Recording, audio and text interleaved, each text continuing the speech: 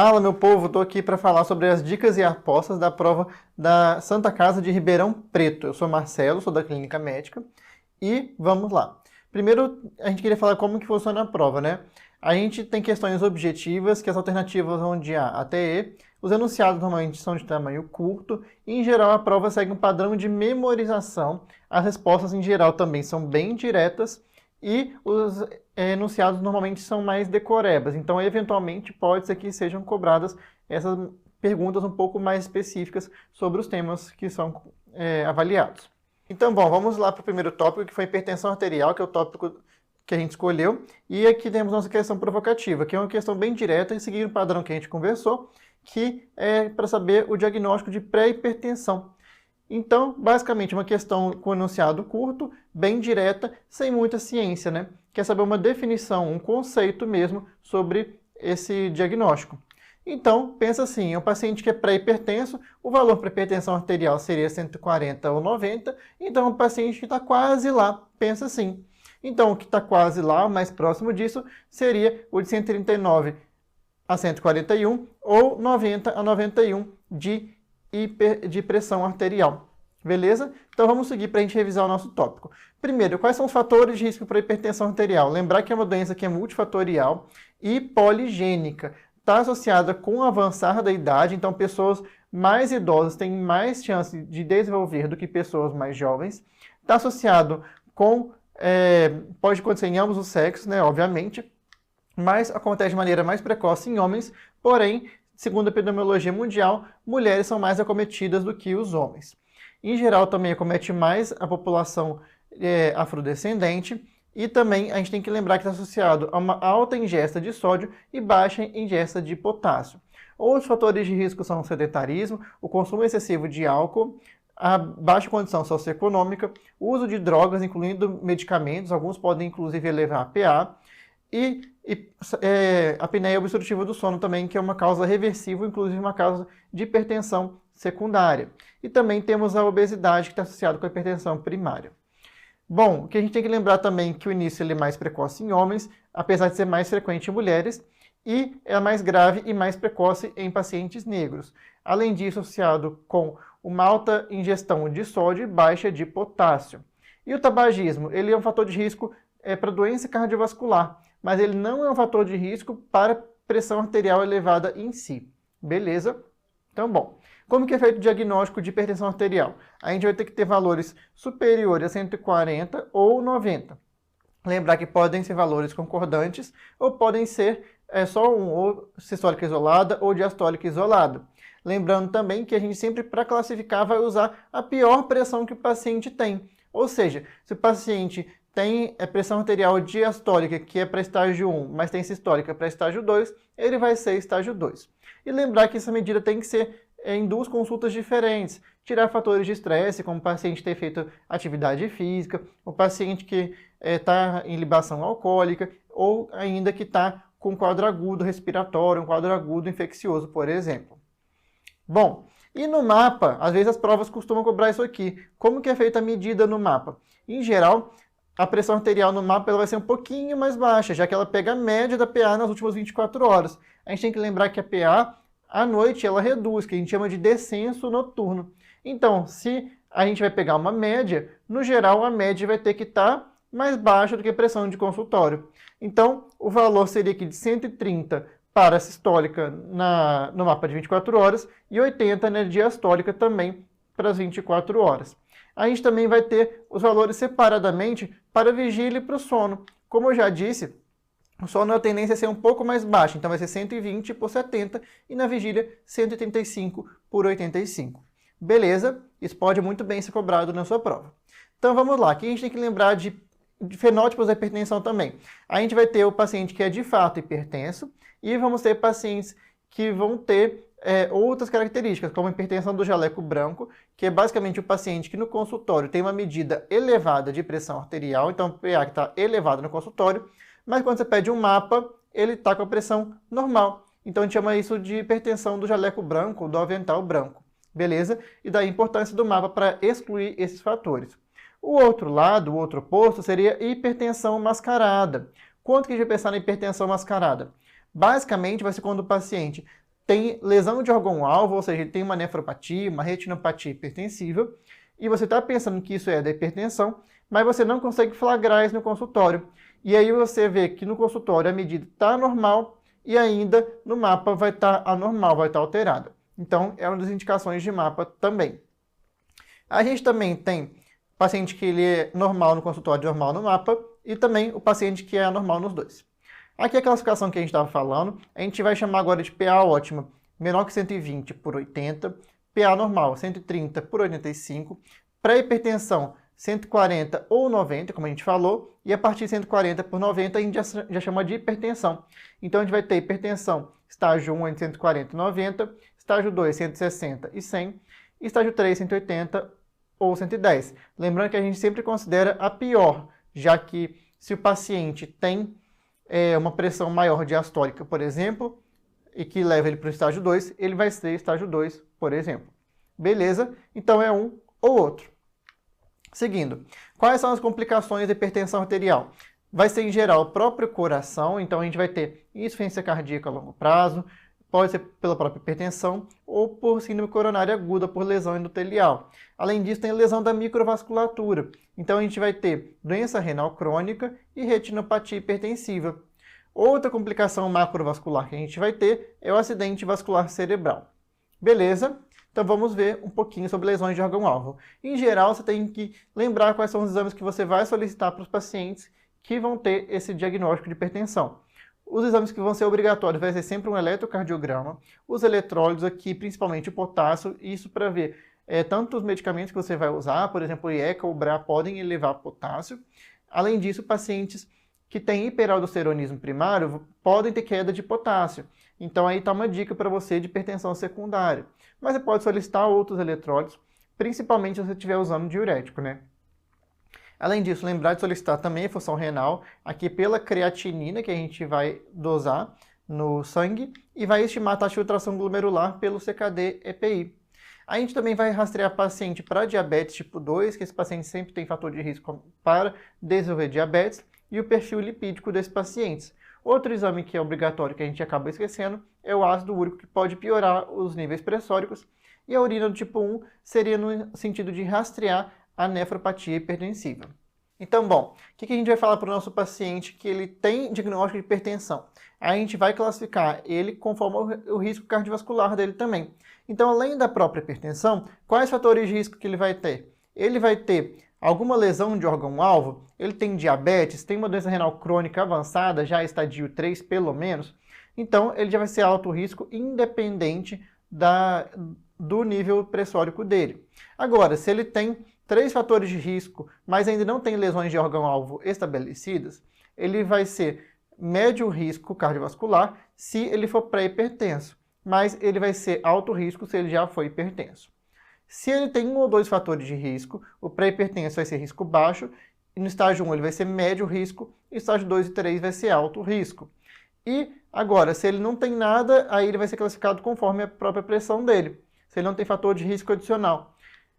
O paciente que é pré-hipertenso, ele não vai ter fator de risco adicional cardiovascular, enquanto o estágio 1 vai ser um risco baixo, o 2 intermediário e o 3 será um alto risco. Beleza? Então, bom. E para que a gente faz isso? Basicamente é para ver como que a gente vai tratar o nosso paciente. Em geral, a gente vai querer uma meta para os nossos pacientes menor que 140 por 90 de pressão, assim que você iniciou o tratamento. Se o paciente ele é de risco cardiovascular alto, ou seja, ele já teve infarto, ele teve um AVC, ele tem insuficiência cardíaca, doença renal crônica, diabetes, e é um idoso, mas é um idoso rígido, um idoso robusto, aí a gente vai querer uma meta melhorzinha para ele, uma meta mais rígida. Menor que 130 por 80 e maior que 120 por 70. Isso é difícil da gente perseguir na prática clínica, né? É difícil da gente chegar nesse meio termo, né? E se for um idoso frágil, a gente só vai tentar tratar ele se a pressão for maior que 160 de sistólica, deixando para ele aí um alvo entre 140 e 149 de sistólica e 70 a 79 de diastólica. Resumo daqui todos os pacientes vão ser tratados, mas os pacientes idosos frágeis, a gente vai tolerar mais a pressão dele, até porque pode gerar sintomas de hipoperfusão. Se ele tem alto risco, se ele tem lesões de órgão-alvo, a gente vai querer uma meta mais rígida para esse paciente. Então, bom, o que a gente vai orientar para esse paciente também? além de orientar o tratamento medicamentoso, é muito importante orientar a mudança do estilo de vida, já que é uma doença crônica. Então a gente vai orientar sempre a perda de peso, chegar ao peso do ideal do paciente, lógico que ele pode fazer isso com calma, e vai cair 1 milímetro de mercúrio para cada quilo de peso perdido, é muito interessante também. A atividade física tem que saber orientar também, isso é questão de prova, então é pelo menos 150 minutos por semana de atividade aeróbica associada à atividade resistida. Consumo de álcool, em geral, a gente deixa até 2 doses para homens e 1 dose para mulher, tá? Lógico que não existe consumo de álcool seguro, mas do ponto de vista da hipertensão, é isso aí que a gente acaba sugerindo. Os pacientes também, a gente vai ter que orientar a dieta DASH. A dieta DASH, em geral, ela vai ser rica em frutas, vegetais, grãos, e ela basicamente vai ser pobre em gorduras de origem animal, e a gente vai preferir gorduras saudáveis, gorduras de origem vegetal. Reduzir o sódio na dieta, então a gente, em geral, deixa uma dieta normossódica, tá? Não precisa ser hipossódica necessariamente, mas pelo menos normossódica. E o que seria normossódico? Que é menos de 2 gramas de sódio por dia, que equivale a 5 gramas de sal. Aqueles sachêzinhos de sal, vai ser 5 daqueles ao longo do dia inteiro. E também aumentar a ingesta de potássio, então orientar para eles uma dieta rica em potássio. Então, bom, como que a gente vai tratar esse paciente do ponto de vista medicamentoso? Aí a gente vai classificar esse paciente quanto ao risco cardiovascular e quanto ao estágio de hipertensão dele, né? Bom, então aqui está o risco cardiovascular e qual a droga que a gente vai escolher. O mudança de estilo de vida vai orientar para todo mundo já no momento do diagnóstico, tá? E a questão seria quanto ao medicamento. O paciente que é pré-hipertenso com risco cardiovascular baixo ou moderado, a gente não vai indicar tratamento farmacológico.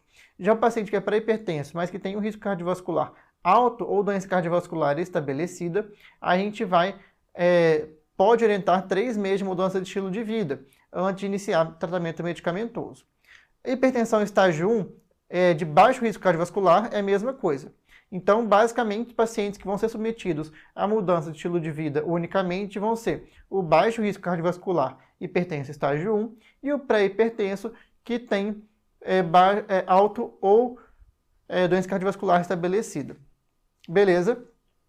Agora, os pacientes que já têm estágio 1, ou moderado ou alto risco cardiovascular, pelo menos, já inicia o tratamento farmacológico no diagnóstico. Assim como os pacientes estágio 2 e estágio 3. A gente já vai iniciar no diagnóstico. Já os pacientes que são idosos frágeis ou muito frágeis, a gente vai introduzir medicamento se a PA sistólica for acima de 160. Então, a gente tolera um pouco mais, como a gente já falou.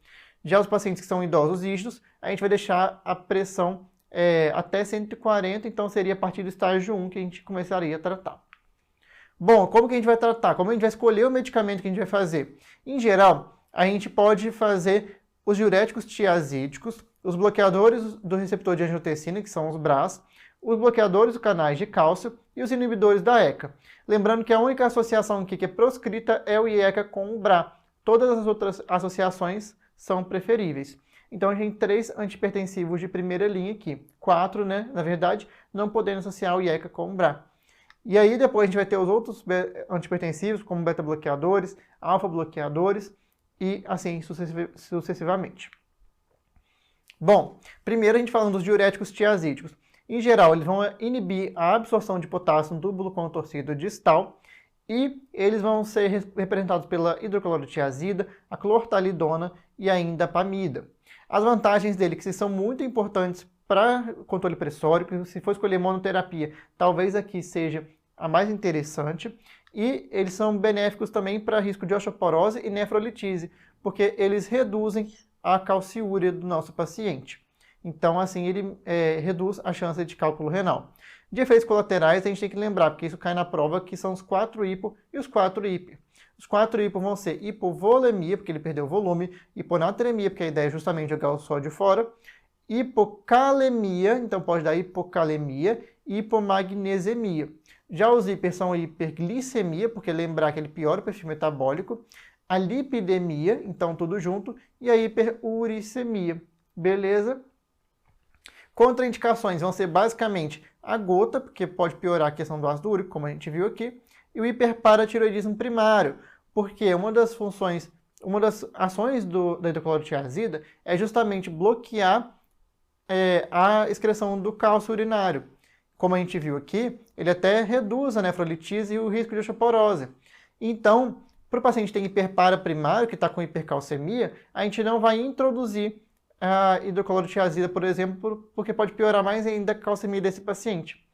E o clearance aqui abaixo de 30 é uma contraindicação relativa. Não é que não pode introduzir, mas você vai ter um efeito muito menor para esses pacientes, já que você não vai conseguir excretar o suor de maneira adequada. Precauções com pacientes diabéticos por conta do perfil metabólico. Bom, bloqueadores dos canais de cálcio também a gente ama, tá? Basicamente, eles vão reduzir a resistência vascular periférica e a gente vai ter a divisão entre os dihidropiridínicos e os não dihidropiridínicos, tá? Então, os dihidropiridínicos, eles vão ser vasodilatadores arteriais, enquanto os não dihidropiridínicos, eles vão ser cronotrópicos e inotrópicos negativos. Os representantes dos dihidropiridínicos são alodipino, nifedipino, levoalodipino, que a gente usa bastante, e os não dihidropiridínicos são verapamil e diltiazem, que a gente usa mais, na verdade, é para controle de frequência cardíaca do que, de fato, pela pressão arterial. Eles são interessantes porque eles reduzem AVC, são muito bons anti-anginosas, então para doença arterial coronária eles são perfeitos. São seguros na doença renal crônica, então não tem ajuste para a função renal. E a primeira escolha em afrodescendentes. Os efeitos colaterais, basicamente, a gente tem que lembrar do edema de membros inferiores e que pode causar cefaleia.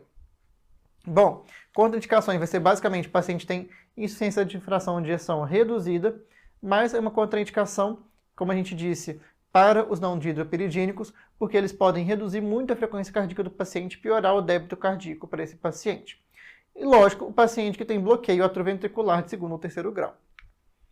Bom, aqui os bloqueadores do sistema renina-angiotensina-aldosterona. Então, a gente vai ter os inibidores da ECA primeiro. Em geral, a gente vai ter o captopril, o enalapril e o lisinopril, que a gente usa bastante na prática clínica. E, basicamente, a função dele vai ser dilatar a arteríola eferente. Então, aqui, para lembrar que o IECA dilata a eferente. As vantagens dele é que eles são muito interessantes para paciente que tem doença arterial coronária, reduzem mortalidade na ICFR e reduzem também a albuminúria. Então, eles têm efeito nefroprotetor, muito importante. De efeitos colaterais, ele vai ter a tosse seca pela inibição da via da bradicinina e também podem causar hipercalemia e angioedema. De contraindicações, a gente vai ter, em geral, estenose de artéria renal bilateral, tá? Unilateral, em geral, somente se rim único. Então, se ele falar na prova unilateral, talvez seja uma pegadinha. Clearance de creatinina maior que 3, principalmente para introduzir. Agora, se o paciente já usa, você pode até manter. E hipercalemia, como eu já falei lá atrás, é um efeito colateral esperado do IECA. Pacientes gestantes também, então lembrar de trocar se o paciente já usar e ela engravidar. E associação com BRA, então nunca associar IECA com BRA porque piora a mortalidade para esses pacientes. Beleza? Então vamos lá. Bloqueadores do receptor de angiotensina, os BRA. Basicamente eles são a mesma coisa que os IECA, mas eles não têm aquele efeito de tosse seca, porque eles não vão inibir a via da bradicinina. Beleza? Então eles bloqueiam lá no receptor, então uma ação mais local. E também são muito interessantes, reduzem mortalidade na doença arterial coronária, reduzem CFE, reduzem a albuminúria também. E a losartana tem um efeito uricosúrico, então uma droga boa para paciente com gota. Então, se falar de gota, uma droga ruim é hidrocloro e uma droga boa é a losartana. De vantagens, a gente tem as mesmas coisas do IECA e de precauções, basicamente a mesma coisa também. Gestação, hipercalemia, doença renal avançada e pacientes que têm uma piora de função renal importante após a introdução. Bom, e quando que a gente vai entrar com um antihipertensivo ou com mais antihipertensivos? Em geral, a gente vai começar com terapia dupla para todo mundo, a maioria das pessoas. Então é mais fácil a gente decorar quando que a gente não vai entrar com terapia dupla, quando vai ser monoterapia. Em geral, a gente vai entrar com monoterapia naqueles pacientes que são pré-hipertensos de alto risco cardiovascular, que a gente decidiu tratar com medicamento, ou seja, ele já tentou 3 meses de mudança de estilo de vida e permanece nesse estágio de pré-hipertensão. Ou ainda, paciente que tem hipertensão estágio 1 e baixo risco cardiovascular, ou idosos e pessoas frágeis. No geral, se não for nenhum desses 3, a gente vai iniciar já com dupla terapia. Então, aqui está o esquema que a gente falou. Então, a gente tem os principais, que são os diuréticos tiazídicos, os bloqueadores canais de cálcio, os bloqueadores do receptor de angiotensina, os IECA e os beta-bloqueadores seriam mais indicações específicas. O paciente tem insuficiência cardíaca, por exemplo, tem cefaleia e precisa usar.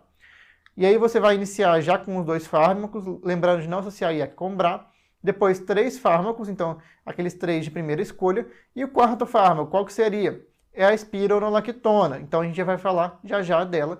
E nesse caso a gente pode falar de hipertensão resistente. Então a definição vai ser paciente que está com 3 classes antihipertensivas em doses otimizadas, sendo uma delas um diurético tiazídico.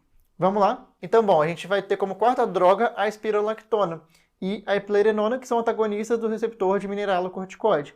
Basicamente, o mecanismo de ação deles é realmente antagonizar os efeitos da aldosterona. Então, para pacientes que têm hiperaldo primário, por exemplo, é um tipo de tratamento que a gente pode fazer. Beleza? E, além disso, reduz a mortalidade na ICFR. Então, pacientes que têm ICFR vão precisar usar espironolactona mesmo que estejam bem controlados. De efeitos colaterais, eles gostam de cobrar a ginecomastia, tá? A hipercalemia, lógico que ele vai poupar o potássio, já que ele é antagonista à aldosterona, disfunção sexual e irregularidade menstrual. Principal contraindicação vai ser hipercalemia e gestação. Na gestação, basicamente, não pode usar quase nada. Beleza? Bom, os próximos medicamentos vão ser os beta-bloqueadores. Em geral, eles não são primeira linha, não são segunda linha, não são terceira linha, não são a quarta linha. A gente só vai usar eles quando a gente quiser ter algum efeito adicional com beta-bloqueador, tá? Então, para insuficiência cardíaca, por exemplo, ou ainda paciente que tem uma cefaleia, que tem que fazer um tratamento crônico. Bom, vai ser interessante então para paciente que tem IC, para paciente que tem doença arterial coronária, lembrando que a gente pode dar preferência para os cardioseletivos. Contraindicação principal vai ser broncoespasmo, principalmente para paciente que vai usar os não seletivos. Pode piorar também o perfil metabólico, então aqui pode dar hiperglicemia, dislipidemia e disfunção sexual também. Contraindicações principais vão ser bloqueios atrioventriculares, como a gente já falou, paciente que tem broncoespasmo, o feocromocitoma, porque aqui, paciente que tem feocromocitoma, a gente precisa primeiro alfa-bloquear e lembrar também de precaução com o gestante. Bom, outros antihipertensivos rapidinho aqui para a gente não deixar de falar. Agonistas alfa, a gente vai ter a clonidina e a metildopa. Lembrando que a metildopa está associada com a gestação, a gente vai usar principalmente para hipertensão gestacional. Beleza? Os alfa-bloqueadores, a gente tem prazosina, doxazosina, que a gente usa muito para pacientes que têm hiperplasia prostática. Os vasodilatadores diretos, como hidralazina e minoxidil, a gente usa de maneira mais restrita também, mas pode usar para pacientes que são renais crônicos, por exemplo. Então, ele é interessante. Além disso, os diuréticos de alça a gente pode usar, principalmente paciente que tiver hipervolemia. Lembrar que eles jogam cálcio fora, então causam aumento da calciúria. Bom, de hipertensão secundária, rapidinho, só para fechar, lembrar que a gente tem que checar sempre a adesão, ver se é efeito do avental branco, consumo de álcool do paciente e pensar nas causas principais. Aqui a gente tem feocromocitoma, apneia do sono, uso de sal, tireoide, tirotoxicose, por exemplo, ou hipotireoidismo, hiperaldosteronismo primário, estenose de artéria renal, estenose aórtica e, por último, o uso de medicamentos. E a gente colocou esse mnemônico para vocês lembrarem aqui. Beleza? Urgência hipertensiva, só para a gente falar o tópicozinho final, a gente vai ter a diferença de urgência e emergência hipertensiva, que basicamente a urgência é uma PA elevada sem lesão de órgão-alvo, enquanto a emergência vai ser uma PA elevada com lesão de órgão-alvo.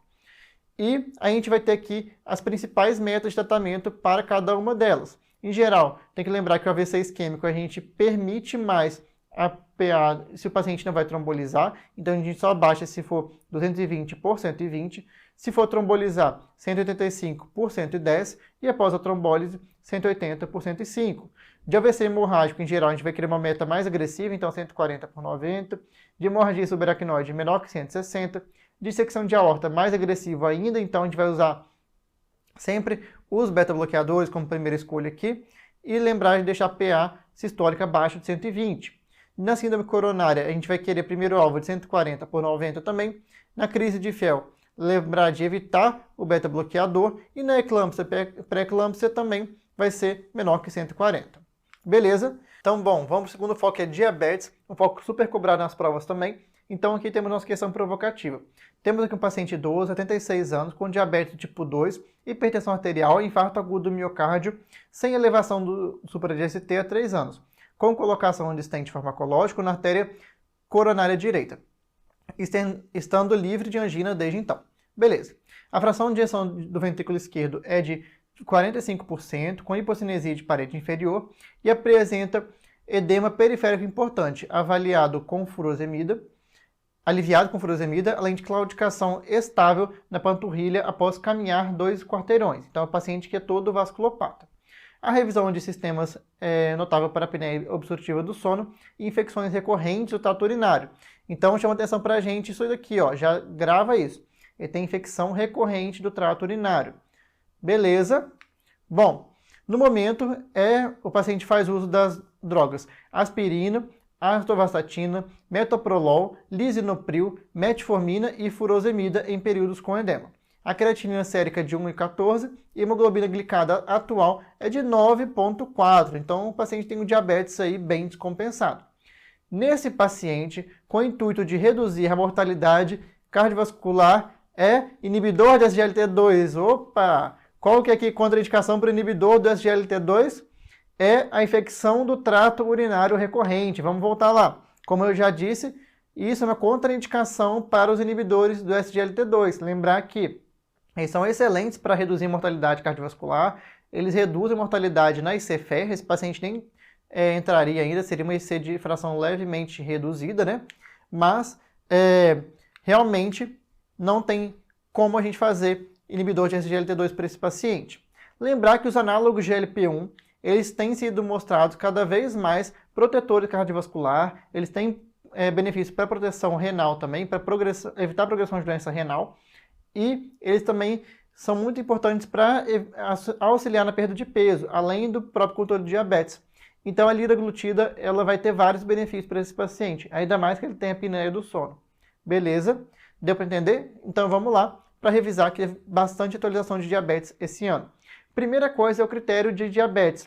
A gente, em geral, vai falar que o paciente está normal, se ele tem uma glicemia abaixo de 100, entre 100 e 125 de jejum a gente chama de pré-diabetes, e acima de 126 a gente chamaria de diabetes mellitus mesmo.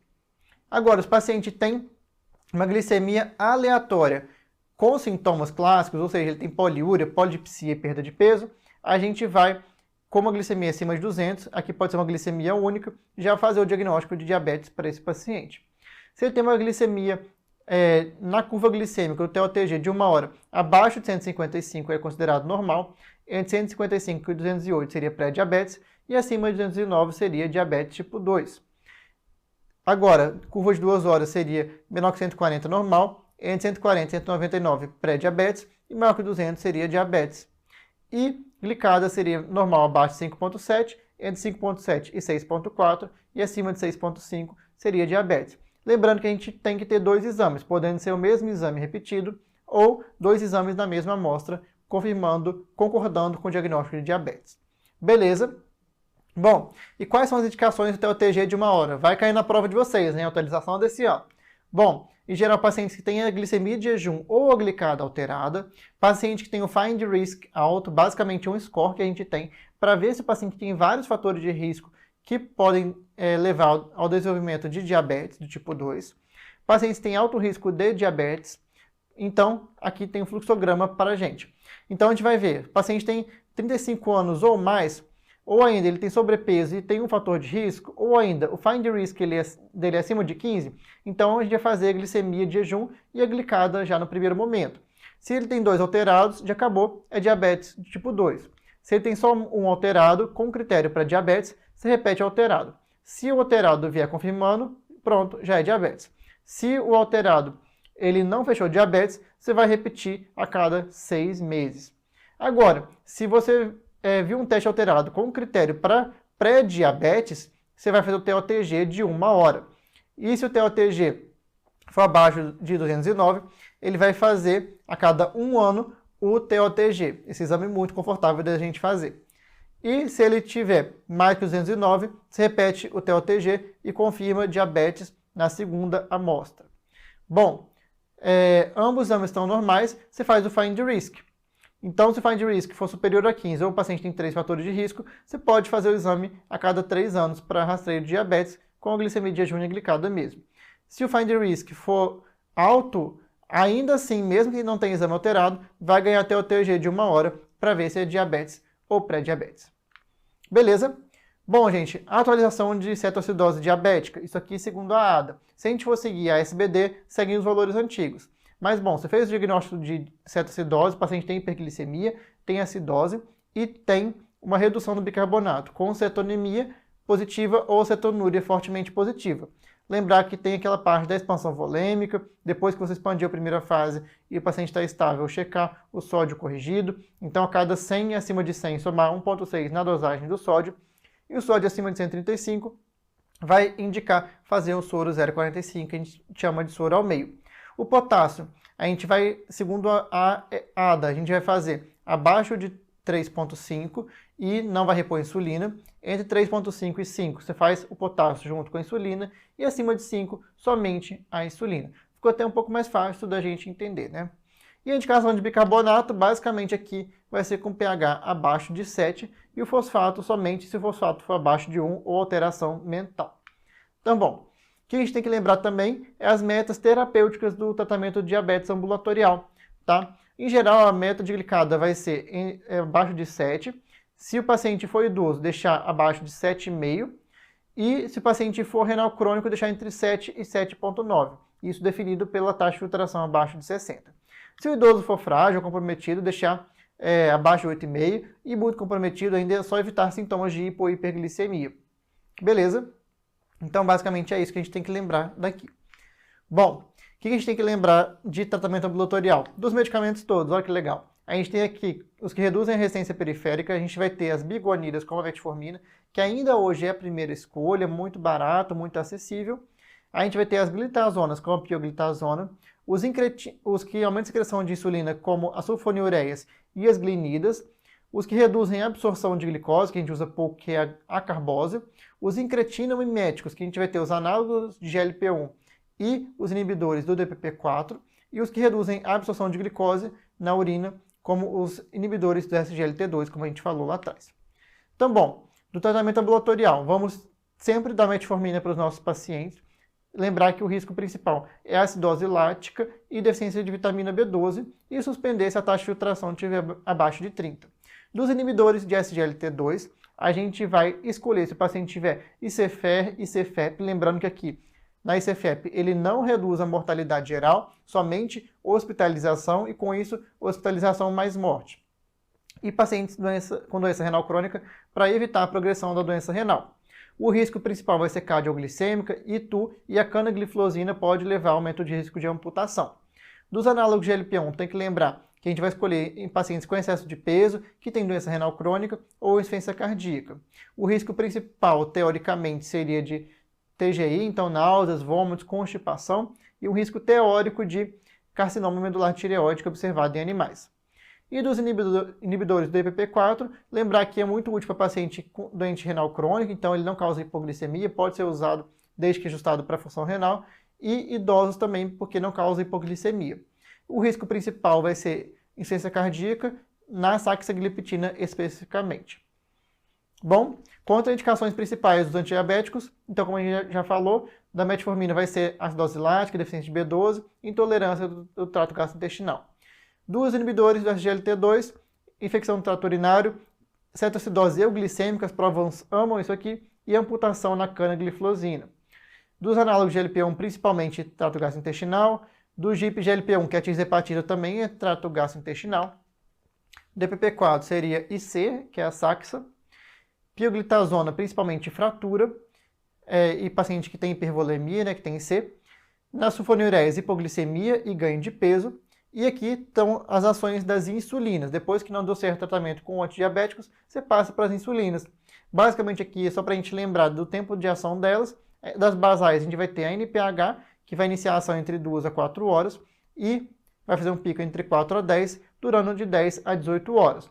Outras basais que a gente tem é a glargina em geral o 100, que inicia entre 2 a 4 horas, faz um pico mínimo e dura de 20 a 24 horas.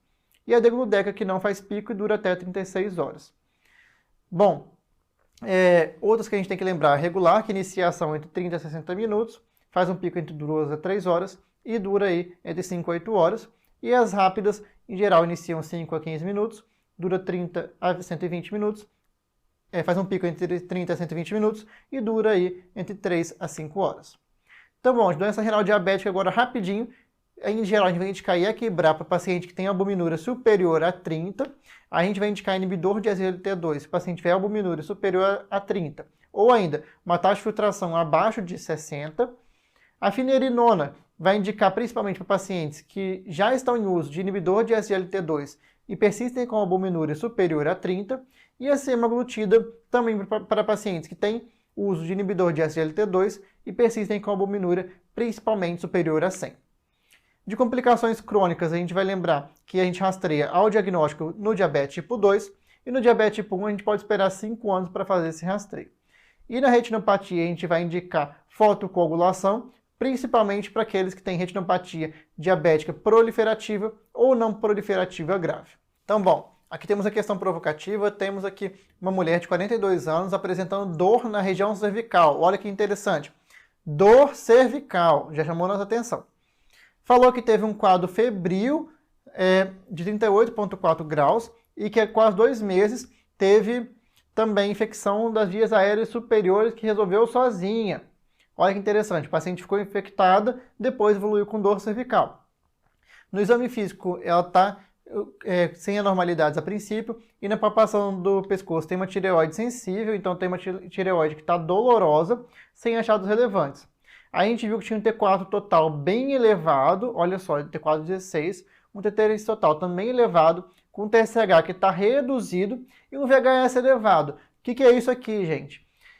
Basicamente, a gente tem que lembrar de um quadro de tirotoxicose pós-viral. Isso aqui, sem dúvida nenhuma, é uma tiroidite subaguda granulomatosa. E vamos ver o que ele fala para a gente no restinho do enunciado. Ele fala que após 2 meses, a paciente ficou assintomática e os testes voltaram ao normal. Basicamente é porque ocorreu uma agressão à tireoide e isso é transitório, depois ele melhorou. Beleza? Doença de Graves seria um quadro de hipertiroidismo, então um quadro mais arrastado, pode ter oftalmopatia, TRAB positivo e não tem essa dor cervical importante. Pode ter o bócio, mas dor cervical não é compatível. Tiroidite Hashimoto seria um quadro mais de hipotireoidismo, até nas fases iniciais até pode gerar esse quadro, mas a dor cervical não justifica, porque ela é indolor. A tiroidite subaguda linfocítica, aqui tem uma pegadinha. A linfocítica subaguda, ela é praticamente igual à subaguda granulomatosa. A diferença é que a linfocítica ela é indolor, e a granulomatosa a gente chama de dolorosa. Beleza? E a tiroidite subaguda linfocítica crônica é a própria tiroidite Hashimoto, que tem um nome bonitinho aqui. Beleza? Então, é uma paciente que tem dor cervical, tem tirotoxicose, tem elevação de hormônio tireoidiano, TSH pode estar reduzido e até bloqueado, e não tem autoanticorpos positivos. Então, não vai ter anti-TPO, não vai ter TRAB, e se tiver, vai ser reversível esse quadro. Beleza? Deu para pegar? Então, bom, vamos revisar um pouquinho. A gente vai ter lá nosso hipotálamo, que vai estimular a secreção de TRH para a nossa adenohipófise, que por sua vez estimula a secreção de TSH para a tireoide. A tireoide, então, vai secretar os hormônios T3 e T4, que por feedback negativo geram a autorregulação do TSH e do TRH. Então, bom, aqui não é para ninguém assustar, tá? Em geral, a gente vai ter os folículos tireoidianos, que são encontrados aqui dispostos dessa maneira, cheio de colóides no seu interior. E lá nos folículos tireoidianos vai chegar o iodo, que basicamente é a base para formar o hormônio tireoidiano. Ele vai ser cotransportado com o sódio para dentro da célula e aí ele vai ser jogado lá para dentro do colóide. Lá dentro do colóide ele vai sofrer, a tireoglobulina vai sofrer iodação e depois ele vai ser exocitado, ou seja, vai ser secretado na circulação. Então, basicamente, o iodo vai ser ligado à tireoglobulina lá dentro do folículo tireoidiano. Em geral, ele vai secretar T3 e T4, mas mais T4 e vai fazer conversão lá na periferia de T4 em T3. Beleza? Então, o que a gente tem que lembrar, as funções aqui, em geral, a tireoperoxidase, que é o TPO, vai oxidar o iodeto, ela é bem abundante na tireoide, e o anti-TPO, por sua vez, vai destruir essa enzima. Então, está associado com autoimunidade, e aqui principalmente a tireoidite de Hashimoto.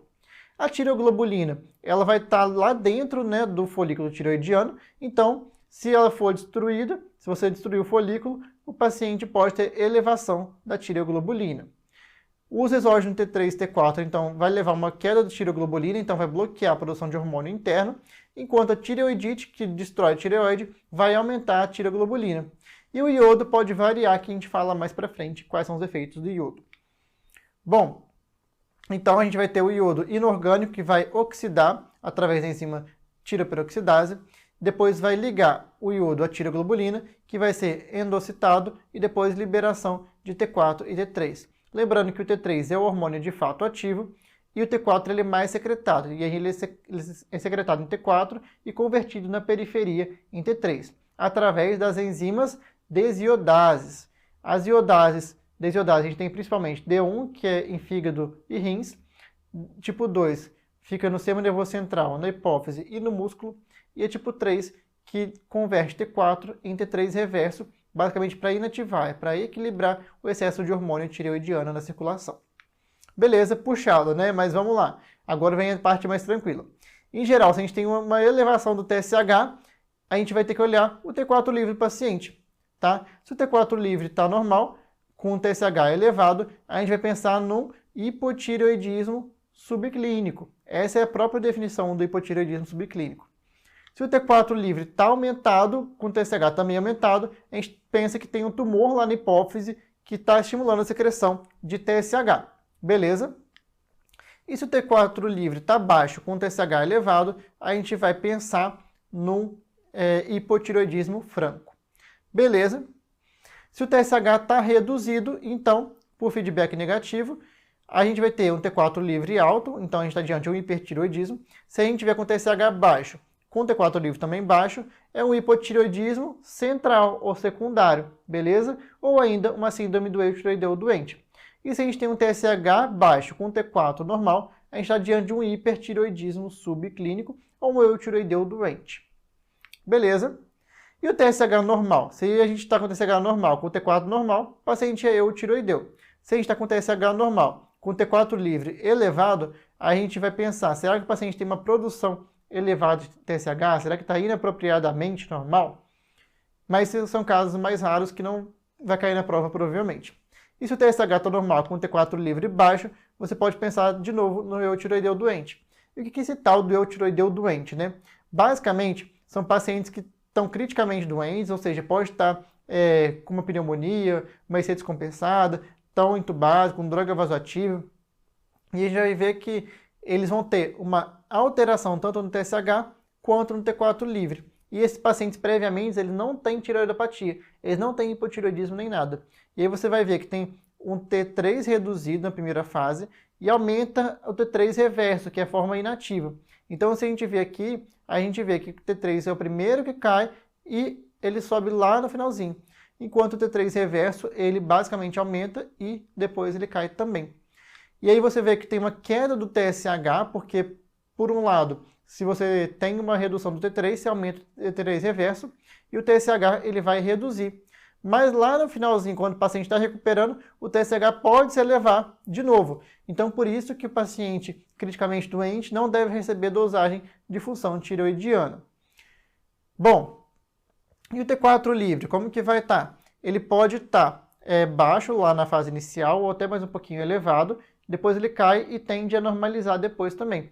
Mas o T4 livre, em geral, ele não vai ser a forma ativa, e sim o T3, que não vai estar sendo produzido, somente o T3 reverso. Beleza, deu para entender? Então, basicamente, o paciente criticamente doente, que vai ter uma conversão de T3 em T3 reverso, de maneira mais importante, o TSH pode cair no início, e depois ele se eleva na hora que está recuperando. Show? Então vamos lá.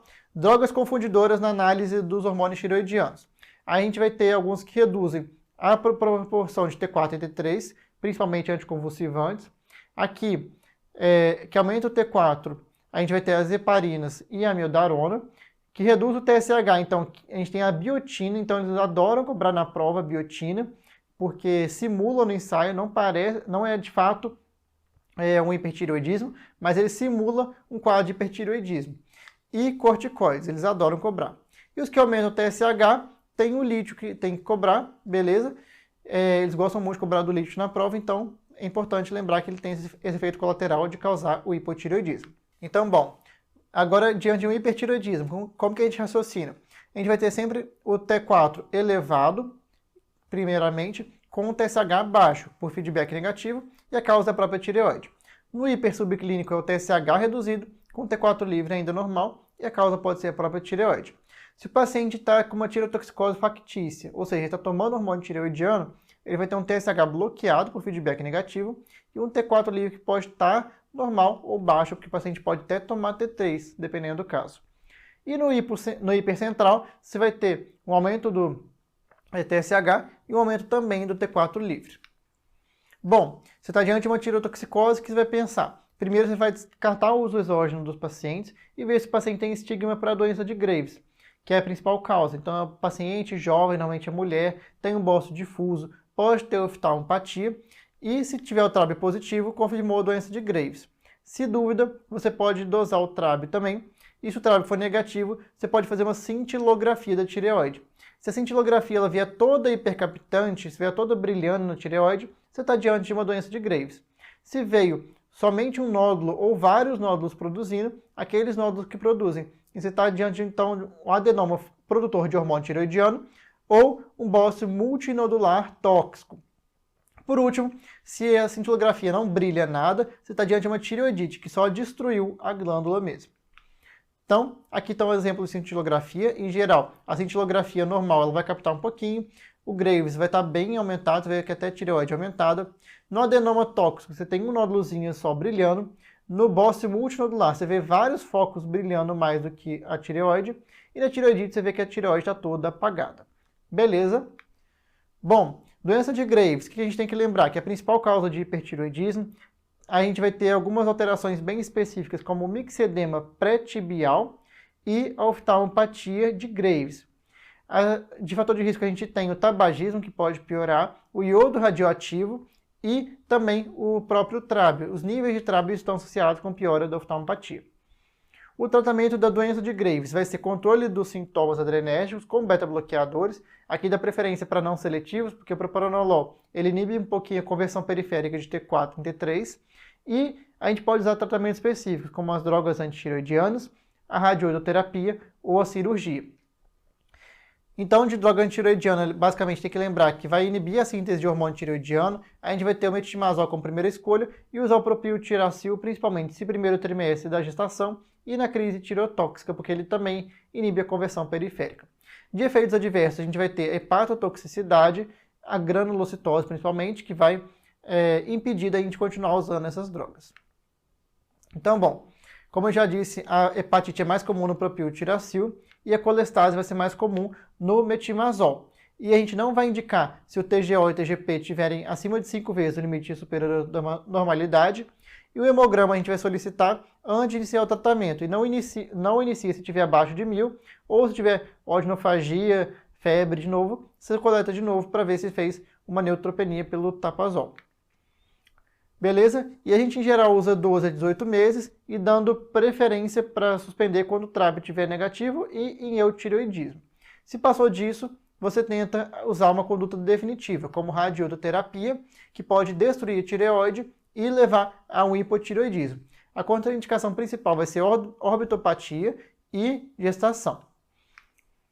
E lembrar também que pacientes em lactação e crianças também, a gente não pode fazer iodo radioativo e também se tiver um nódulo suspeito para malignidade. De cirurgia, a gente tem que lembrar que a gente pode indicar para bócio volumoso, para paciente que tem contraindicação a iodo, como gestantes ou orbitopatia grave, e de complicação principalmente é o hipoparatireoidismo e lesões nervosas. De crise tireotóxica, que a gente tem que lembrar que basicamente vai ser um quadro todo adrenérgico, então o paciente vai estar todo acelerado e principais desencadeantes são infecções, cirurgias e um detalhezinho que tem que lembrar é de dar corticoide para esse paciente, porque o aumento do hormônio tireoidiano aumenta a demanda metabólica para esse paciente. Bom, de tireoidite a gente tem que lembrar que é uma destruição dos folículos pré-existentes e a gente vai ter uma baixa captação na cintilografia de 24 horas. Como a gente tem a principal, que é a tireoidite subaguda de Dequervain, vamos falar mais dela a princípio, que basicamente a gente chama também de tireoidite subaguda granulomatosa e basicamente é um quadro pós-viral. Após um quadro de uma IVAS, o paciente evolui com uma dor cervical importante, como a gente viu na questão ali, e pode ter um quadro de tireotoxicose. E aí você vê na cintilografia que tem uma captação baixa e a elevação do VHS é bem marcante, uma elevação de 50 ou até mais às vezes. Nosso paciente tinha de 30, por exemplo, na questão. O tratamento em geral é controle da dor. A primeira escolha vai ser o anti-inflamatório não esteroidal e tratar a tireotoxicose com beta-bloqueador. Se o paciente não tiver melhorado, você pode usar glicocorticoides, que a gente acaba não usando sempre porque aumenta o risco de recidiva. E aqui, as drogas antitireoidianas não estão recomendadas porque o paciente não está produzindo a mais. Ele está só liberando o que já está pré-produzido. De tireoidite e amiodarona, a gente tem que lembrar que a amiodarona pode levar tanto ao hipertireoidismo quanto ao hipotireoidismo. De hipertireoidismo a gente chama de o efeito George-Basedow e quando a gente chama de hipotireoidismo a gente fala de Wolff-Chaikoff. Lembrar desse off que ele vai basicamente desligar a glândula, né? Digamos assim. Bom, se a gente está diante de uma tireoidite com hipertireoidismo por amiodarona, a gente vai ter dois subtipos, a tipo 1 e a tipo 2. Em geral, a tipo 1 é em pacientes que já têm tireoidopatia prévia e vai ter um aumento da síntese hormonal. Aqui você vai ver um ultrassom todo hipervascularizado e o tratamento aqui vai ser tionamida. Já a tipo 2 são pacientes que vão ter uma tireoidite destrutiva mesmo, pacientes previamente sem tireoidopatia, e o tratamento aqui é glicocorticoide. Beleza? É bem diferente. Então, o que a gente tem que lembrar agora de hipotireoidismo? Vamos lá, que vai acabar. Hipotireoidismo a gente vai dividir em primário, secundário e subclínico. Do primário a gente vai ter uma elevação de TSH com T4 livre baixo, o subclínico é o T4 livre normal com TSH elevado e o central basicamente vai ser um TSH baixo com o T4 livre também baixo.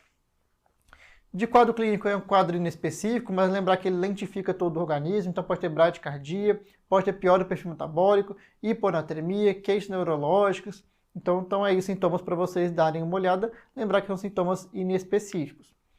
E a causa mais comum é a tireoidite de Hashimoto, associada principalmente com autoimunidades, então sempre o paciente está suscetível a ter outras autoimunidades, e linfoma de Hodgkin.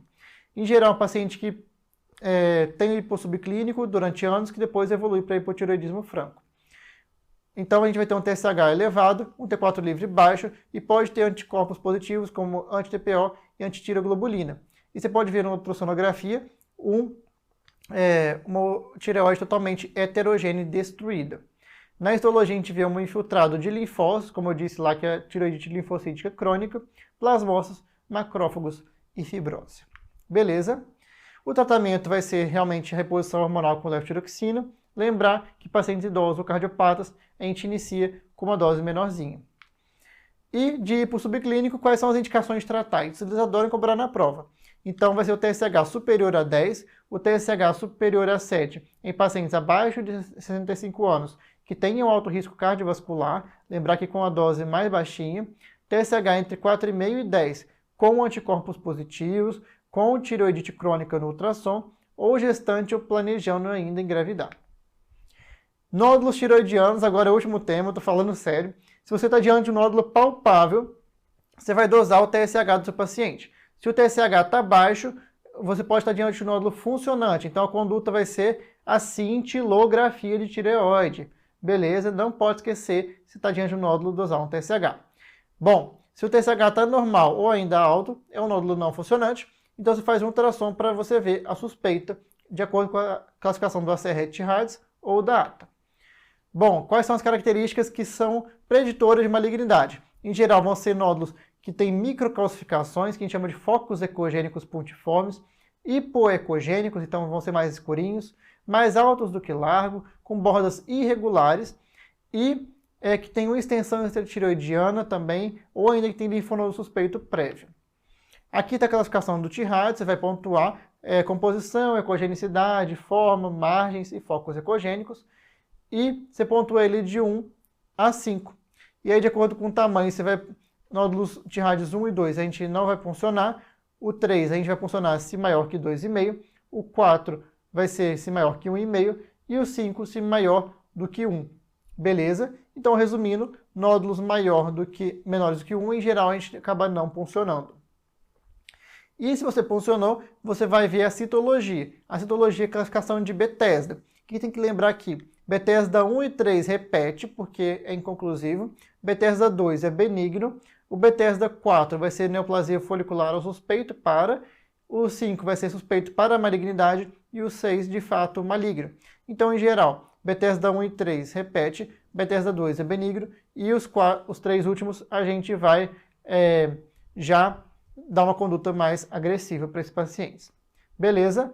Bom, era isso que a gente queria trazer, foi bastante coisa. A gente está junto até o final aí, estamos à disposição para tirar dúvidas de vocês.